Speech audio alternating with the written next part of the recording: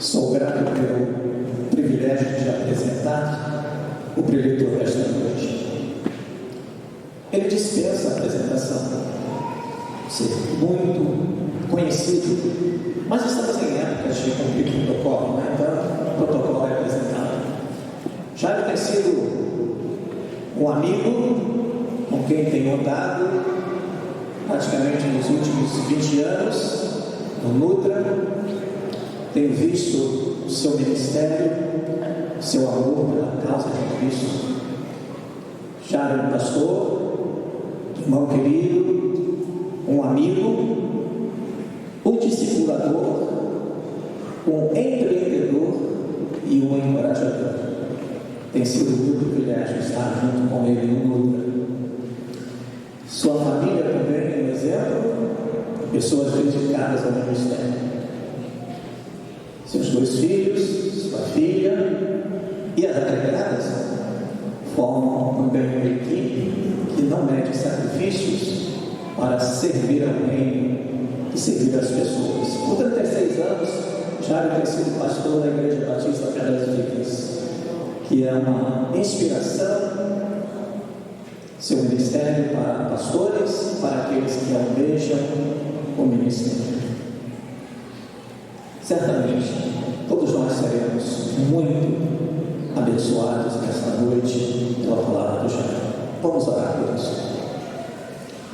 Senhor, muito obrigado pela vida do Jairo, sua esposa Clarice, seus filhos, pelo ministério que ele tem desenvolvido no decorrer desses mais de 36 anos em sua igreja. Pedimos ao Pai que o Senhor o abençoe nesta noite, que a sua palavra seja trazida a todos nós por intermédio do teu servo. Sejamos edificados, fortalecidos e saiamos daqui ontem com aquele desejo de te servir toda a nossa vida, com toda a nossa integridade, com todo o nosso coração. É a nossa oração, no nome de Jesus.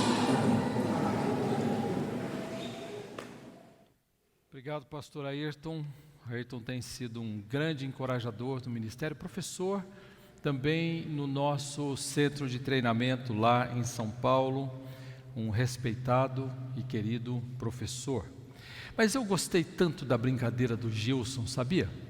Gostei demais, eu queria fazer de novo essa brincadeira, podemos? Então tá bom. Eu gostei do Ruhu também. É quem tem, né, que ele pergunta? É quem tem. Então eu queria fazer a pergunta e vocês vão perguntar para mim o quê? Quem tem? Muito bem, forte isso daqui. Resposta à pergunta: por que, Senhor? Quem tem? Eu acho que ninguém se atreve a tanta ousadia, não é? Em 2012, num exame regular no médico, a minha cardiologista disse: você tem uma artéria aí que ela vai fechar. E eu preciso, isso era perto do Natal. E então nós estávamos ali pertinho do Natal e ela disse: você precisa ir para o INCOR agora. Você precisa pôr um troço aí nesse teu coração para você continuar vivo. E então nós fomos para lá e o médico disse, eu deitado na cama, vendo as imagens, um fio passado aqui dentro, e eu, enfim, você sabe como é que é, você vê tudo. E então ele disse: a artéria que te trouxe aqui eu não posso mexer. Ela está perto de 70% entupida e não tem como mexer nela. Mas a outra que você não veio, ela está muito entupida, então nós vamos corrigi-la. Por que, Senhor? Por quê? Porque um homem que serve o Senhor tem alguns problemas que talvez uma grande parcela da população brasileira não tenha. 2016, 3 anos e meio depois, no exame de rotina eu pego um câncer no meu intestino. E então a gente olha para aquilo e pergunta: por quê? Por que, Senhor? Ou poderia perguntar, essa não foi a pergunta que eu fiz, nem minha família fez. e então eles tiram metade ou tiram lá uns 40 centímetros do meu intestino e eles me deixam 22 dias internado, cheio de parafuso de porca, de coisa colocada no braço, enfim. Ano de 2019, minha coluna rui e eu preciso colocar 6 parafusos e 2 placas de titânio. Ou seja, moral da história, eu estou apodrecendo lentamente e ficando biônico. Os salmos do deserto, e eu não quero aqui hoje ser muito longo, até porque vocês tiveram um dia bastante cheio de atividade, mas os salmos do deserto, eles são muito úteis para esses momentos, como o meu filho hoje pregou, Davi, de manhã. Nós temos os nossos desafios, e não são pequenos, e nós precisamos lidar com eles, e a quem clamar, a quem buscar, de quem ouvir aquilo que precisamos ouvir. E o Paulo acabou de cantar algo muito importante a esse respeito. Nós temos um Redentor a quem podemos buscar, mas existem alguns salmos nas Escrituras que são chamados salmos do deserto. São salmos que Davi escreveu sob circunstâncias muito difíceis, mas muito difíceis, e você verá aqui. São reconhecidos como sendo 8. Talvez alguns pensem que sejam 7, alguns que sejam 9, alguns que sejam um pouquinho mais. E eles são, talvez uma possível sequência cronológica deles seria Salmo 59, o primeiro que Davi escreveu na fuga dele do rei Saul. Salmo 34, aonde nós ficaremos um pouco mais hoje, nem sei se conseguiremos acabar tudo que tem para ser mostrado. Salmo 56, Salmo 52, Salmo 7, Salmo 54, Salmo 57 e o Salmo 142, que o pastor Sidney pregará amanhã. Esses salmos foram escritos durante o tempo em que o rei Saul perseguia obstinadamente Davi para matar. Foram anos de fugir e esconder, fugir e esconder.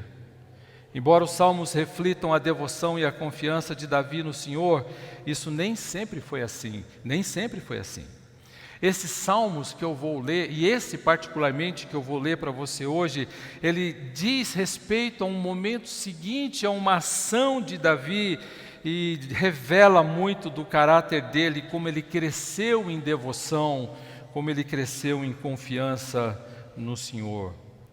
O Salmo 34 é um dos salmos do deserto, mas eu queria lembrar, antes de abordar o Salmo 34, um texto de um modo brevíssimo, algo que diz respeito a esse relato que antecede Davi à corte e que sucede Davi quando ele foi levado até a corte. Se você quiser acompanhar comigo, eu quero dizer para você, esse texto certamente cabe muito bem para Davi, os benefícios do deserto para a fé. O texto de Deuteronômio capítulo 8, versos de 2 a 4 diz: recordar-te-ás de todo o caminho pelo qual o Senhor teu Deus te guiou no deserto estes 40 anos, para te humilhar, para te provar, para saber o que estava no seu coração, se guardarias ou não os seus mandamentos. Ele te humilhou, te deixou ter fome, te sustentou com maná que tu não conhecias, nem teus pais o conheciam, para te dar a entender que não só de pão viverá o homem, mas de tudo que procede da boca do Senhor viverá o homem. Nunca envelheceu a tua veste sobre ti, nem inchou os teus pés nestes 40 anos. Um texto incrível que fala dos benefícios do deserto. 40 anos para te humilhar, para te provar, para saber aonde estava o teu coração e se guardarias ou não os seus mandamentos. E dificilmente nós gostamos do deserto, é muito quente. Mas o calor, ele também faz florescer algumas coisas que estão dentro do nosso coração. E eu queria ler com você um breve texto de 1 Samuel 16, de 6 a 13, quando nós estamos pensando naquele que escreveu o Salmo 34, o rei Davi, então ainda não rei. Em sua família, quando ele olha para a sua história, Davi não figurava como um dos filhos preferidos de Jessé. E muito do nosso aconselhamento em sala e em escritório diz respeito à dor de alguns que não são preferidos pelos seus pais, são preteridos por ele. O box que você está vendo lá em cima de adolescência é um livro excelente, são 4 livros excelentes, não só para os pais, especialmente para os adolescentes. Leve para os seus filhos lerem. E leia você, para você não cometer o erro que Jessé cometeu quando Samuel foi escolher o rei de Israel. O texto de 1 Samuel, capítulo 16, verso de 6 a 13 diz: Sucedeu que entrando eles, viu Samuel, a Eliabe e disse consigo: certamente está perante o Senhor o seu ungido. Até mesmo um homem extremamente bem treinado, tarimbado diante de Deus, quando ele entra na casa e ele vê aquele baita homem bonito, ele fala: é esse. E isso é muito de acordo com aquilo que acontece hoje quando nós julgamos de acordo com a aparência. A igreja de Corinto fez isso com Paulo. As suas cartas com efeito são fortes, mas a sua presença é fraca. Como nós gostamos de uma presença forte. Eu queria que nós gostássemos de uma palavra forte, não de uma presença vigorosa. Porém o Senhor disse a Samuel, um puxão de orelha: não atentes para a sua aparência nem para a sua altura, porque eu o rejeitei. Aonde estava Davi aqui? Porque o Senhor não vê como vê o homem vê o exterior, porém o Senhor o coração. Então chamou Jessé, o pai, a Abinadab e fez passar diante de Samuel. Tá bom, não é aquele, então é esse. E aí o Senhor disse: nem a este escolheu o Senhor. Então o pai fez passar a Samar. Porém Samuel disse: tampouco o Senhor escolheu a esse. E assim Jessé fez passar seus 7 filhos diante de Samuel.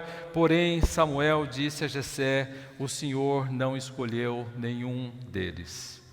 E perguntou Samuel a Jessé: tem mais algum filho aí perdido? Tem alguém? Acabaram-se os seus filhos? E ele respondeu: ainda falta o caçula, que está apacentando as ovelhas.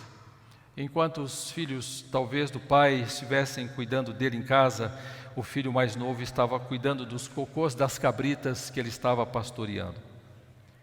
E disse, pois, Samuel a Jessé: manda chamá-lo, pois não nos assentaremos à mesa até que ele venha. Aquele moço esquecido na citação pelo pai era aquele que foi lembrado por Deus para ser o rei de Israel. Ele era ruivo, de belos olhos e boa aparência, e disse o Senhor: levanta-te e unge-o, porque este é ele. Enquanto a narrativa nos informa que seus irmãos estavam com o pai e ele pastoreava as ovelhas, dentre os filhos de Jessé, Deus não escolheu para ser rei de Israel aqueles que eram mais bem preparados, de melhor aparência, nem aquele que o pai certamente preferia, nem ao pouco aquele que Samuel entendia deveria ser, mas Deus escolheu um pastor de ovelhas para ser o rei de Israel. Mas como se isso não bastasse, e ele é introduzido então na história nesse momento, ele, quando foi levar comida ao capitão da tropa e saber dos seus irmãos para trazer notícia para o seu pai, a iniciativa dele na batalha contra Golias não foi bem compreendida pelo irmão mais velho, Eliabe. Ouvindo Eliabe, seu irmão mais velho, falar, eu estou em 1 Samuel 17, 26 a 29, falar aqueles homens, acendeu-se-lhe a ira contra Davi e disse: por que descestes aqui? E a quem deixaste aquelas poucas ovelhas no deserto? Como quem tivesse muito preocupado com as ovelhas do pai. Bem conheço a tua presunção e a tua maldade, desceste para ver a peleja, desceste para ver a peleja. Mas depois, Quando ele derrota Golias, ele foi introduzido na corte pelo próprio rei Saul, e diz 1 Samuel 18:2 que ele nunca mais voltou para casa. Diz o texto de 1 Samuel 18:2: Saul naquele dia o tomou e não lhe permitiu que tornasse à casa de seu pai. O testemunho que nós temos das Escrituras acerca de Davi, é importante que você saiba isso, porque você vai ouvir um pouco mais sobre ele. O testemunho das Escrituras acerca de Davi deveria ser o nosso desejo pessoal, porque Deus diz no salmo que o Davi pregou hoje pela manhã: encontrei a Davi, meu servo. Salmo 89, 20. 1 Samuel 13:14 diz: o Senhor buscou para si um homem que lhe agrada. Como seria desejável que cada um de nós pudesse desejar, ansiar, ouvir de Deus algo parecido, ou de um profeta: o Senhor buscou para mim você, que é alguém que o agrada. Em Atos capítulo 13, verso 22, está escrito que achei Davi, Deus falando, filho de Jessé, homem segundo o meu coração. É um testemunho impressionante das Escrituras acerca de um pastor de ovelhas que se tornou rei de Israel. Davi é mencionado como um homem segundo o coração de Deus, e é isso que a Bíblia diz. Porém, em 1 Samuel capítulo 18, você tem uma lua de mel que mal começa e termina. Você tem uma lua de mel que mal começa e termina. Eu já aconselhei casamentos que os casamentos terminaram na lua de mel mesmo. 1 Samuel 18:8 diz: então Saul se indignou muito, pois estas palavras lhe desagradaram em extremo, e disse: 10 milhares deram elas a Davi, e a mim somente milhares. Na verdade, o que lhe falta senão o reino? Provavelmente Davi aqui devia ter perto de 17, 18 anos, e Saul provavelmente entre 57 e 60 anos. Daquele dia em diante, Saul não via a Davi com bons olhos. Com um desejo obstinado agora, Saul vai correr atrás de Davi para o matar, e ele empreende todos os esforços dele para matar Davi, o que se tornou um fardo e uma situação muito angustiosa. Quanto tempo durou? E a pergunta seria: por que, Senhor? Por quê? Por que um homem segundo o seu coração, por que um homem que lhe agrada está sendo perseguido por um homem que não lhe agrada? Qual de nós poderia fornecer a resposta a essa questão? E aqui começa a sua fuga. O homem segundo o coração de Deus, fugindo de um homem perverso. E ele vai caminhando na sua história, capítulo 19, verso 10. Procurou Saul encravar a Davi na parede, porém ele se desviou do seu golpe, indo a lança ferir a parede, e então fugiu Davi e escapou. Porém Saul, naquela mesma noite, mandou mensageiros à casa de Davi que o vigiassem, para ele o matar pela manhã. Disto soube Davi por Mical, sua mulher, que lhe disse: se não salvares a tua vida esta noite, amanhã serás morto. Naquele perigoso momento da vida dele, e esse homem segundo o coração de Deus, agora ele está fugindo de um homem que não tem nada segundo o coração de Deus, e começava a caminhada que duraria vários anos, e nessa caminhada ele escreve esses 7 salmos.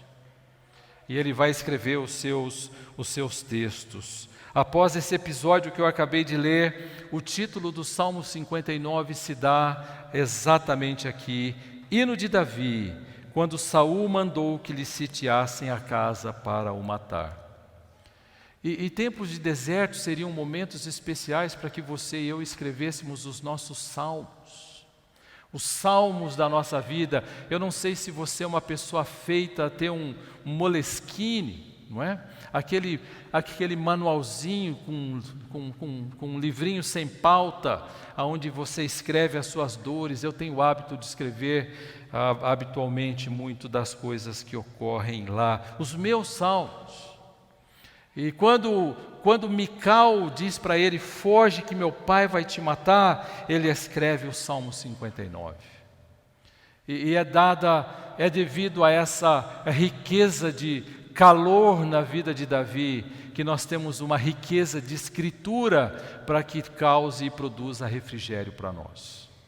E eu começo a descobrir um propósito para o deserto. E após uma renovação de votos de lealdade com Jonatas, ele foge e ele continua a fugir.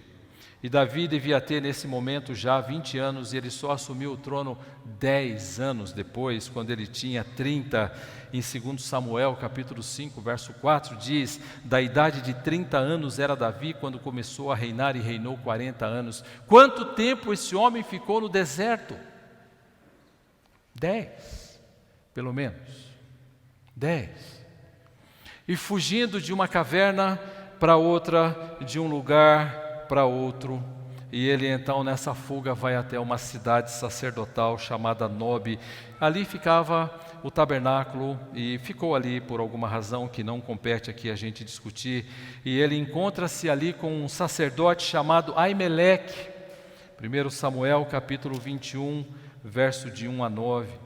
E Aimeleque conhecia muito bem a Davi, e foi até ele com medo. Então veio Davi a Nob, ao sacerdote Aimeleque, e Aimeleque, tremendo, saiu ao encontro de Davi e disse-lhe, por que vens só e ninguém contigo?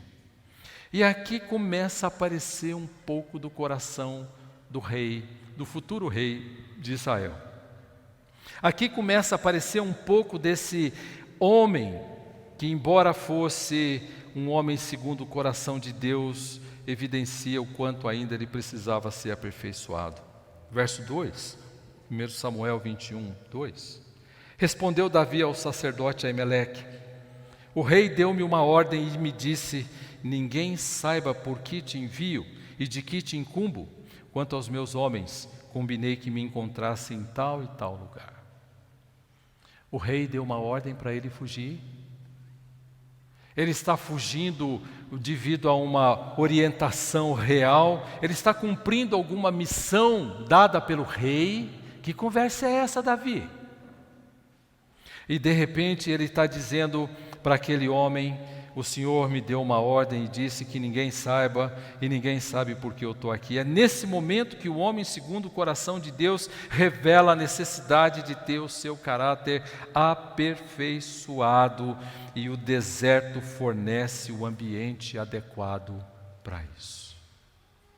Nesse sentido, se por um lado a dor ela invade o nosso coração e nós temos um grande Redentor para nos confortar, de fato o deserto, e Deus usa, e o nosso Redentor usa o deserto para que o nosso coração floresça.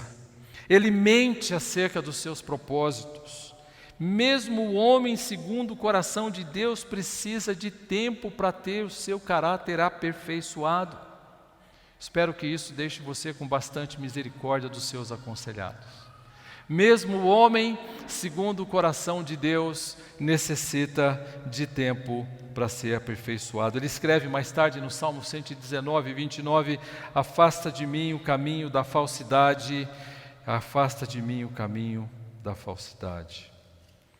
Ele mente ao sacerdote para obter comida, ele mente ao sacerdote para obter arma, e mais tarde vai aparecer o que está escrito aqui nos versos de 7 até 9, vai aparecer no título do Salmo 52. E quando o Salmo 52 é escrito, ele coloca, eu estou escrevendo depois que eu conversei com Aimeleque, porque um homem chamado Doeg, um traidor, um famoso, como dizem os meus filhos, X9, não é? Um X9 estava ali no meio, e no meio daquele povo achava-se um servo de Saul, cujo nome era Doeg, e ele então escreve o Salmo 52, e ele está escrevendo os seus salmos, e ele está andando no deserto, E ele está anotando cada coisa que acontece no deserto. Quando viajo com minha esposa tem o hábito de escrever tudo o que acontece na viagem. Do momento que a gente pega a mala, do momento que a gente devolve a mala lá em casa. Ela deve ter um diário enorme que eu nunca li, né? Mas deve dar um livro que quem sabe um dia a gente possa publicar. Mas ao deixar Nob, ele leva consigo a espada de Golias, verso 9. Respondeu o sacerdote: a espada de Golias, o filisteu a quem mataste no vale de Elá, está aqui envolta num pano atrás daquela estola. Leve, porque não há outra senão essa. E Davi está dizendo: eu quero essa espada, porque eu não trouxe arma nenhuma, porque o rei disse que a ordem era urgente. Outra mentira. Mesmo o homem segundo o coração de Deus está envolto em alguns recursos. Você lembra de hoje cedo? Ou nós confiamos nos nossos recursos, ou nós confiamos nos recursos de Deus. E você vê que a nossa cultura, tão moderna como hoje foi dito de manhã, não é uma cultura moderna, ela é uma cultura antiga. Porque aquilo que se confia hoje, e nós ouvimos aqui a história, enfim, de como o homem confia nele, já havia há muito tempo. Ao deixar Nob, ele leva consigo a espada de Golias. Recursos próprios, um comentarista que eu gosto muito diz: quem usa de recursos próprios para lidar com as questões e resolver as suas crises, ele vai fazer decisões que vão levar cada vez mais numa espiral descendente. Um comentarista que morreu recentemente, Warren Wiersbe. Por alguma razão que não se sabe, Davi foge novamente. E aí, quando você olha para o capítulo 21, verso 10, parece uma coisa extremamente estranha o que Davi faz. Mas é isso que esse comentarista disse: quando nós trabalhamos com os nossos próprios recursos, as nossas próprias ideias de como nós lidamos com o nosso problema, nós vamos descer nessa espiral. Levantou-se Davi, 1 Samuel 21, 10. Levantou-se Davi naquele dia e fugiu de diante de Saul e foi para Aquis, rei de Gate. Porém os servos de Aquis lhe disseram: este não é Davi, o rei da sua terra? Não é a este que se cantava nas danças, dizendo: Saul feriu os seus milhares, porém Davi os seus 10 milhares? A pergunta é: o que é que Davi foi fazer lá na terra do filisteu que ele matou? Não me parece inteligente, parece para você? Mas foi a escolha que ele fez. Guardou Davi estas palavras, considerando-as consigo mesmo, e olha só o que ele diz, e é disso que trata o salmo que nós vamos ler. E teve muito medo. Hoje nós damos vários nomes aos medos, não é? Mas a Bíblia fala apenas de medo, de Aquis, rei de Gate, pelo que se contrafez diante deles, em cujas mãos se fingia doido, esgravatava nos postigos das portas e deixava correr saliva pela barba. Que imagem mais nojenta, não é? Então disse Aquis aos seus servos: bem vedes que este homem está louco, porque me trouxestes a mim. E já naquele tempo alguém podia se passar por louco e outros acreditarem, acredite nisso. Já alguém podia ser diagnosticado como louco e ainda assim não ser. Faltam-me a mim doidos para que trouxesseis este para fazer doidices diante de mim, há de entrar este na minha casa. Embora racionalmente não pareça fazer sentido, foi para lá que Davi foi, e os servos do rei de Gate o identificaram, e ele teve muito medo, e mais tarde ele escreve o Salmo 56. Percebem a sequência? Ele está caminhando, fugindo, enquanto ele foge, os salmos do deserto. Ele vai escrevendo o salmo, mais um dos salmos do deserto, e ele diz assim: hino de Davi, está escrito no título do salmo. Quando os filisteus o prenderam em Gate.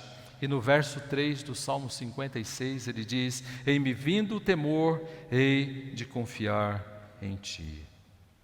Esse é um salmo que reflete bem o coração desse homem depois do que havia ocorrido. Ele foi para onde não devia ter ido, e lá fez o que não deveria fazer. Se em Nob com Aimeleque ele mentiu para obter comida e arma, agora ele usa de um ardil para não ser morto. Eu vou me fingir de doido, eu vou me fingir de doido. Me lembro de um livro, um primeiro livro que J. Adams escreveu, O Conselheiro Capaz, que foi um livro que impactou minha vida para sempre. E ele diz, eu fui até muitos sanatórios, desses que as pessoas se internam com todos os diagnósticos possíveis. E eu descobri que lá dentro, pelo menos na experiência dele nos Estados Unidos, muitos dos que estavam lá nunca tiveram nenhum problema mental. Eles tiveram pecados reais, mas não queriam confessá-los e preferiam uma vida inferior a uma vida de confissão de seus pecados, para que eles pudessem voltar, serem humilhados e entenderem que eles pecaram, mas eles eram orgulhosos demais para fazer isso, preferiam aquilo. Aqui o que Davi fez foi exatamente isso, e então ele começa agora a babar, e mais uma vez o deserto começa a revelar o caráter de Davi e a necessidade dele confiar no Senhor e na provisão dele. Pessoas identificadas como insanas eram consideradas inimputáveis, não se podia processá-las, nem poderiam ser punidas para não atrair a ira dos deuses, dos povos de então, nem deveriam ser levadas à casa real, porque não era permitido. Por que vocês me trazem esse doido à minha casa? E após esse episódio, aí sim, eu queria te convidar a abrir comigo o Salmo 34. Após esse episódio, ele escreve o Salmo 34. Salmo de Davi, quando se fingiu amalucado na presença de Aimeleque, e por esse expulso se foi. Abimeleque era um título usado pelos reis dos filisteus, e você vai falar, mas lá está Aquis, aqui está Abimeleque. Se você for para Gênesis 20, verso 2, 26, verso 1, você vai ver que Abimeleque era uma dinastia. Salmos do deserto inclui, esse salmo revelam a tensão existente em todos nós, isso é aquele conflito entre confiar no Senhor e nos recursos que Ele tem e em nossos recursos. E no Salmo 34 parece que nós estamos de um homem diferente desse que esteve no deserto por esses dias. E quando ele passa por aquele momento, então, ele olha para Deus e ele escreve esse salmo e mostra que ele é um homem diferente depois disso. É um dos benefícios do deserto para a fé, daquele que pretende ser um homem segundo o coração de Deus. Deus aparece muitas vezes na nossa vida e apareceu na vida dele por trás das cortinas, como alguém usando o deserto para aperfeiçoar o teu servo. Aqueles dias de hospital, 22 dias de hospital, que coisa boa lembrar das promessas de Deus. Se partir, com o Senhor estarei, se ficar, quero honrá-lo. O deserto, ele trabalha o nosso coração, ele traz à luz o que está lá dentro. E muitas vezes a única coisa que eu quero é que o deserto fique um campo nevado.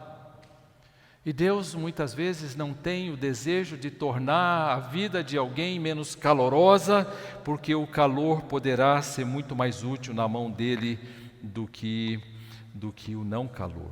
Revelar gratidão, então, é aquilo que deveria ser a resposta de cada coração, e é exatamente isso que Davi faz no Salmo, nos primeiros versículos dele. Ele bendiz ao Senhor quando ele termina essa caminhada, ele olha para o seu próprio coração e ele descreve o que aconteceu aqui, e ele diz, bendirei ao Senhor em todo o tempo, o seu louvor estará sempre nos meus lábios. Gloriar-se-á no Senhor a minha alma, os humildes a ouvirão e se alegrarão. Engrandecei o Senhor comigo e todos a uma lhe exaltemos o nome. Ele está dizendo, eu quero louvar o Senhor, eu quero dizer que a minha alma se gloria no Senhor, eu não quero dizer que a minha alma se gloria na minha astúcia, naquilo que eu fiz, no meu engano. E quando ele escreve o verso 12 e 13 do Salmo 56, ele diz, os votos que fiz eu os manterei, ó Deus. Render-te-ei ações de graça, pois da morte me livraste a alma. Sim, livraste da queda os meus pés, para que eu ande na presença de Deus, na luz da vida. Ele reconhece que quem o livrou da morte foi Deus, e assume um compromisso de cumprir os votos que ele fez com o Senhor. Por causa de quem Deus é e por causa do que Deus faz, Ele convoca outros para estarem ao lado dele. Essa é aquela reunião de oração que é mais uma reunião de adoração. Vocês não querem ir na minha casa? Eu queria louvar o Senhor pelo que Ele tem feito. Não querem fazer isso comigo? Louvai ao Senhor comigo. Um ajuntamento de amigos, e Ele está encorajando outros a fazerem o mesmo. O deserto cumpre propósitos bons nas mãos de Deus. Ele patenteia os nossos limites, descortina as nossas inclinações pecaminosas e os nossos desejos mais ocultos. Nosso coração aparece de modo mais evidente quando atravessamos um deserto. Davi não só exaltou o Senhor, como levou outros a se juntarem a Ele. Revelar a gratidão deveria ser a resposta do coração que experimenta o cuidado e a proteção do Senhor. E Davi em seguida oferece algumas razões por que bendizer, exaltar e engrandecer o Senhor a partir do verso 4. Verso 4 ele diz: busquei o Senhor e Ele me acolheu. Que texto prazeroso de ler. Busquei o Senhor e Ele me acolheu, livrou-me de todos os meus temores. Lembre-se desse versículo quando estiver aconselhando alguém com medo. O que é o medo? O medo muitas vezes revela o desejo de controle de alguém. Há medos legítimos, que eu não quero pensar aqui, há medos legítimos. Mas há medos, e muitos dos nossos medos são porque eu perdi o controle sobre alguma coisa. E porque eu perdi o controle sobre alguma coisa, eu tenho medo dessa coisa. Busquei o Senhor e Ele me acolheu. E sabe o que Deus fez? Ele me acolheu e Ele me livrou de todos os medos. O Senhor acolhe o aflito, necessitado, que a Ele clama por auxílio. E não só acolhe, como Ele sabe prover para esses medos intensos quando eles chegam. E nós temos muito medo. Nós temos medo quando um querido nosso adoece de uma maneira mortal. Nós temos medo de perder um filho. Nós temos medo de perder um pai. Nós temos medo de perder amigos queridos, pessoas queridas, uma mãe, uma irmã, uma pessoa querida. Davi ressalta que uma pessoa que ama o Senhor, o que ele deve fazer quando ele se defronta com o medo. O que eu devo fazer quando estiver diante de uma situação que produz genuíno medo em mim, medo de perder alguma coisa porque eu não tenho controle sobre aquilo? Ele diz no Salmo 56, a partir do verso 3: em me vindo temor, hei de confiar em Ti. Em Deus, cuja palavra eu exalto. Nesse Deus ponho a minha confiança, nada temerei. Que me pode fazer o mortal? Em Deus, cuja palavra eu louvo. No Senhor, cuja palavra eu louvo. Nesse Deus ponho a minha confiança, nada temerei. Que me pode fazer o homem? É o oposto do que Lu Priolo está pregando aqui hoje sobre temer homens. Davi aprendeu uma lição devida. Ele estabelece a devida proporção entre as partes, entre o mortal e o soberano Deus. Que me pode fazer o homem? Meu filho, voltando do trabalho para casa, numa das noites, ele demorava 1h30 para chegar no trabalho, 2 horas para voltar, 3h30 no trânsito todo dia. São Paulo é uma delícia, né? E então, numa das noites, ele estava vindo ali perto da estação Santa Cruz, alguns de vocês conhecem aqui, e quando ele estava chegando perto da rua Lofregen, eu não sei como é que se pronuncia, um menino estava andando na calçada, parece que, assim, sem nenhuma intenção, de repente ele se volta para o carro e aponta um revólver para a cabeça do meu filho. Meu filho chega em casa branco naquele dia, ele chega em casa branco, e eu olho para ele e diz: aconteceu alguma coisa, querido? E ele disse: pai, eu pensei que hoje eu ia morrer. Eu disse: não é isso que a Bíblia diz, nós não temos o controle de nada, não é isso que a Bíblia diz. Nós não temos o controle de nada. Eu sei que eu saio de casa, mas eu não sei se eu volto para casa. E então Davi está dizendo, depois ele continua a história dizendo, eu entendi que se naquele momento eu morresse, e ele saiu com o carro e o rapaz acompanhou com o revólver. Ele disse, eu sabia que naquele momento se eu morresse eu estaria com o Senhor. Mas ele está olhando para isso com uma perspectiva bem bíblica. Ele está dizendo, que me pode fazer? O homem John MacArthur disse certa vez, quando alguém diz que vai matar você, a única coisa que ele pode fazer com você é colocar você nos braços, no colo do nosso Senhor Jesus Cristo. E ele vai fazer isso. E é isso que ele fará. Que me pode fazer o homem? A resposta definitiva para o medo não é a terapia. Não é a terapia. A resposta definitiva para o medo não são as medicações. Os remédios não curam a alma. Os remédios tratam do corpo. E muitas vezes, mal tratam do corpo. A resposta definitiva para o medo é uma profunda confiança no Senhor, que tem todo o poder para cumprir os seus propósitos, a despeito dos meus. E então eu confio de tal forma nele, que eu olho para Deus e digo, o Senhor é o meu pastor. O Senhor é o meu pastor, que me pode fazer o homem? Numa cultura em que as nossas palavras e palavras como estresse, tão mal usada, não é? Tão mal usada. Podemos ter um estresse no corpo, nosso corpo pode falir. Um dia depois de dar aula lá em Macaé, eu estava sentado para almoçar, eu disse para minha esposa, eu preciso ir embora, eu não posso ficar aqui, eu estou passando muito mal, e eu já tinha dado aula, os alunos já tinham ido embora. Eu sentei para almoçar, um aluno bateu nas minhas costas e disse, professor, posso tirar uma foto contigo? Eu disse, claro. Eu levantei e caí duro. Pum! O corpo está dizendo, para. E você precisa descansar, precisa de comida, pressão de 8/4. A médica que estava me assistindo disse, pensei que eu ia perder você. O máximo que eu poderia fazer ali era estar nos braços do Senhor, mas eu fui parar num posto do INSS para ser muito maltratado lá. Palavras como estresse, pressão, eu estou numa crise muito grande, estressado. Eu diria, quando alguém disser para você, eu estou estressado, pergunte, o que você quer dizer por estresse? Diga para mim. Eu estou aí com a minha esposa, estressado com a minha esposa. O que é estressado com a esposa? Peça para ele descrever, porque estresse é uma palavra que foi tirada da física, não é? Para ser aplicada em humanas. Numa cultura como a nossa, que isso é usado com tanta naturalidade, quando alguém diz assim, você sabe como é que é viver no nosso mundo, né? Eu vivo estressado, como se isso fosse uma coisa muito normal. Ora, é claro que o ruído, o barulho, a insegurança pode produzir algum tipo de temor, mas eu não preciso viver em função disso. Eu posso viver descansado de que há um Deus que tem cuidado de nós, que nos acolhe e livra de todos os nossos temores.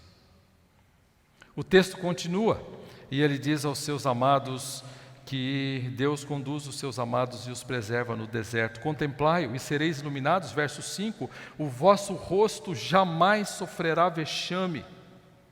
Clamou este aflito e o Senhor o ouviu e o livrou de todas as suas tribulações. Sabe o que eu fiz depois que eu passei por tudo isso? Clamei ao Senhor. Agora o homem segundo o coração de Deus está num bom caminho, aperfeiçoando seu caráter. O cuidado de Deus ilumina os seus servos e a luz brilha neles, mesmo quando o calor do deserto é impiedoso. A presença e o cuidado de Deus são claramente percebidos na vida daqueles que temem e clamam ao Senhor por socorro dele e confiam nele. Versos 6 e verso 7, clamou esse aflito, o Senhor o ouviu, o livrou de todas as suas tribulações, o anjo do Senhor acampa-se ao redor dos que o temem e os livra. Davi afirma que ele foi ouvido, e essa é uma verdade para nunca ser esquecida. Clame ao Senhor quando você tiver medo. Clame ao Senhor. Busque ao Senhor e diga para Ele: eu tenho medo. Eu tenho conversado com alguns e tenho falado com alguns essa semana, nesses dias, hoje mesmo, alguém dizendo: pastor, eu tenho medo. Eu sei. Então tem um caminho, e ele está dizendo: eu clamei ao Senhor e Ele me ouviu e me livrou. Davi afirma que clamou, foi ouvido. O salmista expressa no Salmo 56 as suas súplicas de outra maneira. Contaste, olha que texto, esse texto é para nunca mais você esquecer na vida. Salmo 56, 8. Eu estou lendo aqui na versão a Nova Almeida atualizada. Contaste os meus passos quando sofri perseguições. Recolheste as minhas lágrimas no teu odre. Não estão elas inscritas no teu livro? Que baita texto esse! O que ele está dizendo é: nossas lágrimas importam. Ele se importa com as nossas lágrimas e lutas. Contaste os meus passos enquanto eu era perseguido por Saul. E enquanto eu era perseguido, eu chorava. E as minhas lágrimas foram recolhidas no teu odre e escritas no seu livro. Deus se importa com as nossas lágrimas. E Deus está cuidando do seu servo. E você percebe o valor do deserto? Como o deserto aperfeiçoou esse homem. E ele está dizendo: é assim que eu estou fazendo. O profeta Isaías escreveu de que os ouvidos do Senhor não estão surdos, nem os seus olhos cegos para nós. 59:1. Sabe por que nós temos a sensação que Deus não nos ouve quando nós temos medo? O problema não está em Deus que não nos ouviu, o problema está em nossos pecados. Mas os vossos pecados fazem separação entre vós e o vosso Deus, para que Ele não vos ouça, para que os seus ouvidos não estejam abertos a você. Ele está sempre pronto para ouvir. O problema não está nele, o problema não é o método, o problema somos nós. Davi está afirmando que ele foi ouvido e Deus manifestou a sua graça em preservá-lo. E a convicção dele é que o próprio Deus cerca os seus amados para protegê-lo. Claro que o anjo do Senhor no Antigo Testamento, para todos nós que estudamos teologia, sabemos de que se refere à segunda pessoa da Trindade, ao Senhor Jesus Cristo. E não há dúvida que aqui cabe perfeitamente no texto. Mas há quem afirme que talvez Davi tenha escrito isso do jeito que o Espírito queria que ele escrevesse, mas talvez na mente dele estivesse um texto de Gênesis 32:1. Também Jacó seguiu o seu caminho e anjos de Deus lhe saíram a encontrá-lo. Embora eu creia que o texto esteja falando da segunda pessoa da Trindade, é possível que na mente de Davi ele estivesse pensando também de que os anjos de Deus estavam ali provendo para ele. Não só o anjo, mas também todas as hostes que Deus usa para cuidar dos seus. O cuidado protetor de Deus é uma realidade, e eu certamente posso descansar nessa realidade. Muitas vezes nem mesmo sabemos como somos protegidos. Uma vez faleceu uma pessoa envolvida com uma gangue lá no meu bairro que estava frequentando a minha igreja. E eu disse: eu quero ir lá. Eu quero estar presente no velório. E eu fui. E eu rodei o bairro inteiro, dezenas de vezes atrás do lugar onde estava o corpo. Eu passei na frente do lugar dezenas de vezes e não achei o lugar. E depois de umas 2 semanas, eu encontrei alguém que estava lá. E eu disse: o que aconteceu? Vocês mudaram o lugar aonde seria o velório? E eles disseram: não, é que a gangue disse que o primeiro homem que aparecesse lá eles matariam, só tinham mulheres. E naquele momento eu percebi o quanto Deus estava cuidando da minha integridade, sem eu perceber. E sem sequer me dar conta que havia um Deus zelando pela minha integridade. Sabe o que Deus fez? Mandou uns anjos para fecharem os meus olhos e eu não conseguia encontrar aquele lugar. e eu passei lá na frente. Quando eles disseram isso, eu fui lá, e eu passei logo, eu vi, foi ali, ó. E certamente Deus tem os seus ministros para nos acompanhar. Olha um texto bonito, se isso for uma possibilidade de Davi estar pensando, volta um pouquinho comigo no segundo livro de Reis, capítulo 6, eu quero ler para você um pouquinho do que aconteceu aqui. A partir do versículo 14, 2 Reis 6, a partir do versículo 14. Aqui o que nós temos era uma batalha humanamente perdida contra o rei da Síria. E Eliseu ensinou uma realidade confortadora ao moço que o acompanhava. Olha só o que está escrito aí no verso 14. Então enviou para lá o rei da Síria, cavalos, carros e fortes tropas, chegaram de noite e cercaram a cidade.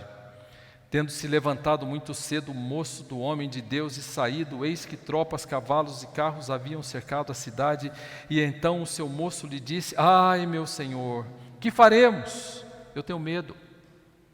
E ele respondeu: não temas, mais são os que estão conosco do que os que estão com ele. Orou Eliseu e disse: Senhor, peço-te que abras os olhos para que veja. E o Senhor abriu os olhos do moço, e ele viu que o monte estava cheio de cavalos e carros de fogo em redor de Eliseu.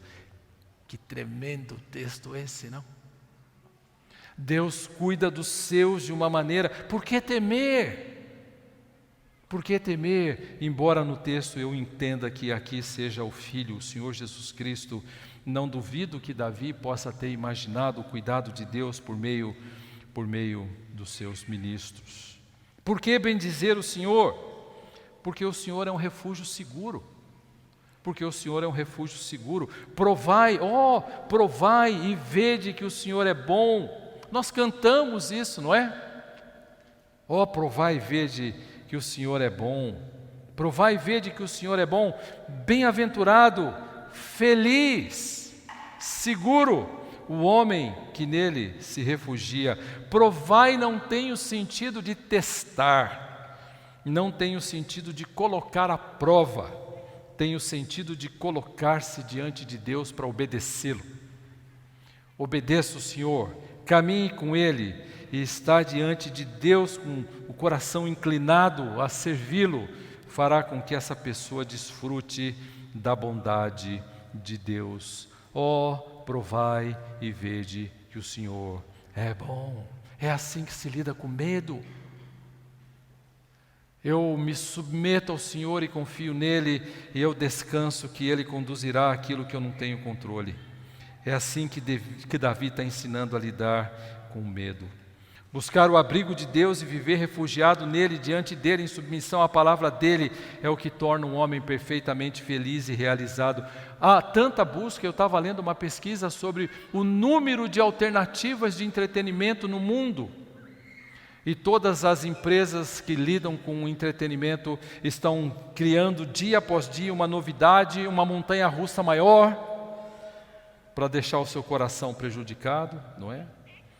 E nós estamos aí com um aumento mais assustador de mais de 300%, 400% em termos de entretenimento, e o homem não é mais feliz por causa disso. O homem não é mais feliz por causa disso. Ele é feliz quando ele se refugia no Senhor e ele descansa. Que texto, que salmo, não? Salmo incrível, depois que ele saiu do deserto, e buscar abrigo e refugiar-se nele é o que torna um homem realizado. Mas quando o Senhor não é o nosso refúgio, qualquer outra coisa será. E a fim de livrar das lutas e das inseguranças, muitos de nós se refugiam, e eu vou dar alguns exemplos aqui, não? Quando nós estamos lutando com algumas coisas e nós não temos necessariamente no Senhor a nossa confiança colocada, então, e quando o Senhor não é o meu refúgio, comida poderá ser. E então eu não me cesso enquanto eu não estiver completamente cheio. Outros talvez se refugiem em dormir, porque dormir me faz pelo menos ficar distante de algumas coisas, outros em TVs. Eu quero assistir séries, eu quero assistir uma porção de coisa na TV, porque eu me mantenho longe de alguma coisa. Longos períodos de exercício físico. Eu tinha um amigo muito querido que ele fazia horas diárias de exercício físico, mas não é bom, Jairo? É ótimo. Desde que, como disse Lupriolo, eu não deseje isso de maneira desordenada. Mas por que aquele homem, ele ficava irritado quando ele não fazia longos períodos de exercício físico? Porque como meu filho que é formado na área estava me dizendo, quando nós gastamos os nossos esforços, nós temos endorfinas que nós liberamos e isso produz prazer e então isso se constitui um refúgio. E eu posso ficar muito irritado se eu não fizer alguma coisa, mas a minha ira não deveria ser tratada por Deus e não por um exercício numa academia? Trabalho excessivo, eu prefiro ficar na minha empresa trabalhando muito, recursos financeiros, eu quero guardar os meus recursos, ou então se aplica a leitura e estuda, e estuda, e estuda, porque ali ele tem controle sobre aquela situação. Expressões de ira, pornografia, sexo, são todos refúgios que certamente produzirão ainda mais medo. A única maneira de enfrentar o medo é lidar com aquilo que Deus está dizendo. Eu vou dizer para você um texto assustador, que está no livro de Reis, primeiro no livro de Juízes capítulo 10, verso 14. Deus está dizendo ali: vocês clamaram a mim, e eu livrei vocês dessa nação, daquela nação, daquela nação. Mas vocês voltaram aos seus deuses, e vocês viraram as costas a mim. Juízes 10, 14, ele completa o texto. Ide e clamai aos deuses que escolhestes, eles que vos livrem no tempo do vosso aperto. Então, eu quero aqui um computador com uma tela para eu ver uma cena quando eu estou estressado. Por favor, quando você tiver uma crise, Deus está dizendo, abra a tela e peça para aquele refúgio, por favor, me console. Ide aos deuses que escolhestes. Eu conversei com um rapaz que eu aconselhei durante bastante tempo, e eu disse para ele: por que você vai à pornografia? E ele disse: muitas vezes porque eu estou tenso. E então eu acho que eu mereço. O livro Paixões do Coração, excelente, um dos melhores livros que eu conheço sobre uma definição de idolatria. Quem sabe, se ele puder vir, estará conosco ano que vem, o autor. Mas, nós não sabemos, ele tem um problema de saúde que ele precisa resolver. Mas, na verdade, aquele moço disse mais. Ele disse: eu quando estou tenso, eu vou para lá e eu tenho um alívio de 10 minutos, uma culpa enorme depois o dia inteiro. Mas quando eu estou feliz, falei: para onde você vai? Para o Senhor? Eu vou para a mesma página. Porque eu julgo que eu tenho direito, porque Deus certamente entende a minha luta. Ide, clamai aos deuses que escolhestes, que eles vos livrem no tempo do vosso aperto. O Senhor é o mais seguro. Eu já estou terminando aqui. Dos refúgios de um homem, não há outro semelhante a ele. Salmo 46, de 1 a 3, eu não vou ler. Salmo 46, de 4 a 7. Após a morte de Saul, Davi foi intenso ao escrever acerca de ter o Senhor como seu refúgio. Eu te amo, ó Senhor, força minha. Olhe os textos e as expressões do rei, e nós vamos terminar já com uma última razão para adorar o Senhor. Ó Senhor, veja como ele escreve no capítulo 18, no Salmo 18, e ele está escrevendo quando o Senhor o livra de todos os seus males de Saul. Eu te amo, ó Senhor, força minha. Acompanhe comigo o que ele diz. O Senhor é a minha rocha, a minha fortaleza, o meu libertador, o meu rochedo em quem me refugio, meu escudo, força minha, salvação, meu alto refúgio. Paulo, dá música isso daqui. Nesse sentido, buscar o abrigo de Deus e viver refugiado nele, diante dele, em submissão à palavra dele, é o que torna um homem, como diz o verso 8, perfeitamente feliz. Ele anda seguro, não na sombra, no deserto, mas seguro. Verso 9 e verso 10, e com isso a gente termina. Porque Ele é o nosso provedor. Temei o Senhor, vós os seus santos, pois nada falta aos que o temem. É uma luta hoje. Nós vivemos numa cidade onde a gente sempre olha para o mês seguinte e fica pensando: meu Deus, o que será? Meu Deus, o que será? Não será nada, Deus proverá. Deus proverá. Eu preciso fazer o que eu devo fazer. E o Salmo 23, 1, que meu filho pregaria, mas ele não pregou, pregou um outro, está escrito no verso 1, o Senhor é meu pastor e nada me faltará. Se eu não tenho é porque eu não preciso. Eu só tenho o que eu preciso porque Deus me dá tudo o que eu preciso. O Senhor é o meu pastor e nada me faltará. Se não temos é porque não precisamos. Ele sempre fará provisão suficiente aos fiéis no momento que julgar mais oportuno. Salmo 84, 11. Nenhum bem sonega aos que andam retamente. Davi declara que seu maior bem é o Senhor, a despeito das riquezas e privilégios temporais. Capítulo 16, Salmo 16, verso 1 e 2. Guarda-me, ó Deus, porque em ti me refugio. Digo ao Senhor, outro bem não possuo, senão somente a Ti. Essa é uma certeza que acompanha os servos de Deus. Provisão de Deus não significa riqueza ou abundância, mas suficiência. Suficiência. Pode ser que você experimente períodos bem difíceis quanto à provisão temporal de Deus na sua vida. Lembre-se de 2 Coríntios capítulo 11, verso 27. Paulo diz: eu tive fome, eu não tive roupa. Tempos de fome, nudez. Ele disse que ele passou por esses tempos, mas ele disse aquilo que nós cantamos já aqui: a graça basta. Embora nunca tenha ficado sem provisão, Paulo nos diz o que ele aprendeu. Em Filipenses capítulo 4, verso 11. Ele diz: aprendi a viver contente em toda e qualquer situação. Contentamento não é uma coisa natural em nós. Contentamento precisa ser aprendido. Isso mesmo, aprendido. Eu tenho muito mais folhas aqui, mas eu não vou, nossa hora já avança e nós vamos deixar essas outras folhas para um outro momento da nossa vida. Eu queria orar com você, queria que você curvasse sua cabeça. Pai, nós somos muito gratos a Ti, porque o Senhor é o nosso Deus. O Senhor é o Deus em quem nós confiamos. A nossa confiança, ó Deus, é desafiada e aperfeiçoada por meio de situações que produzem medo, calor. E, ó Deus, eu quero clamar ao Senhor que trabalhe na vida desses nossos queridos que aqui estão e na vida dos queridos que assistirão isso posteriormente.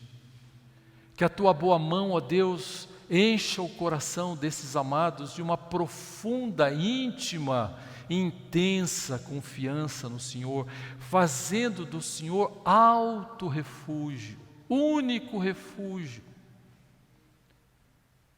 E que a Tua boa mão, ó Deus, enche o coração deles da certeza da Sua provisão, da Sua presença, do Seu cuidado, que o Senhor se importa com as lágrimas deles, que elas estão escritas cada uma no Seu livro.